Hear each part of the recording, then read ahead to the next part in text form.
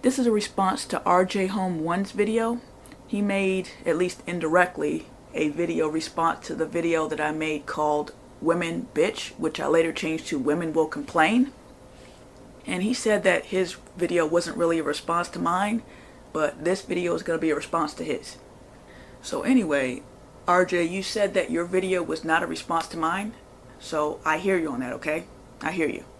Now moving along, what you said in your video really doesn't apply to my video, and I'll tell you why. In my video, I'm talking about actions or things that black people have done and how it gets perceived.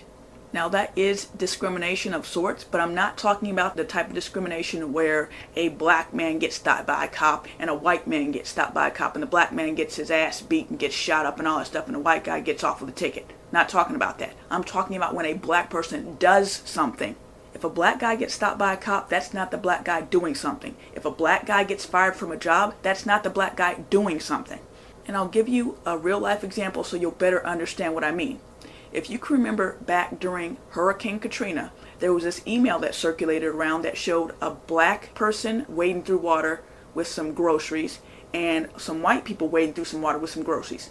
And the caption for the white people was that they found food, but the caption for the black people was that they looted the food.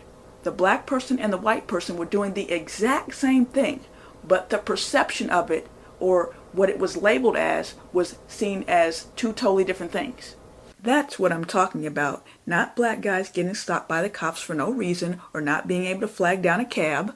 I'm asking, why is two white people arguing just two human beings arguing, but two black people arguing are two people destroying their race? Racial issues are those that will be solved if the races were separated. If we take black Americans out of white America and put them on their own island, and you keep the same societal structure and laws, the women are still going to bitch about the men. However, if we take African Americans, so-called African Americans, out of white America, that's going to stop white cops from stopping black men. That's going to stop white men from firing black men. It would stop racial profiling. Now, I think some other type of profiling would replace it, but that would at least stop the racial profiling. If we took all the so-called African Americans out of white America and put them in their own black America, would there still be gold digging? Yeah. Would there still be women trying to trap a man with a baby? Yes. Would there still be battling of the sexes? Yes. So, is it really a racial issue or is it a male-female issue? Now, one thing I got from your video, even if you didn't say this directly, was that you can't compare white feminism to so-called black feminism. And I would agree with that because they come from two different places. What we're calling black feminism, I wouldn't even refer to as feminism at all. It seems to be just like a general distrust of men, possibly due to growing up without a father. Whereas so-called white feminism seems to stem from white women believing that white men oppress them. But anyway, I didn't speak of feminism and I didn't speak of submission. I did speak of gold digging and baby trapping and divorcing and women taking half of men's money. Then you go on to make this argument that white men's gripes about white women are just whining because they're the beneficiaries of an economic system, yada yada yada.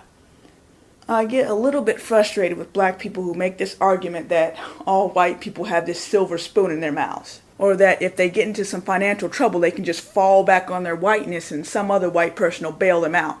Well, that's not the case. That's what Occupy Wall Street is about. But anyway, economic beneficiaries or not, what does that have to do with a white woman keeping a white man from his children? What does that have to do with a white man being trapped into being a father by a white woman who lied about her birth control?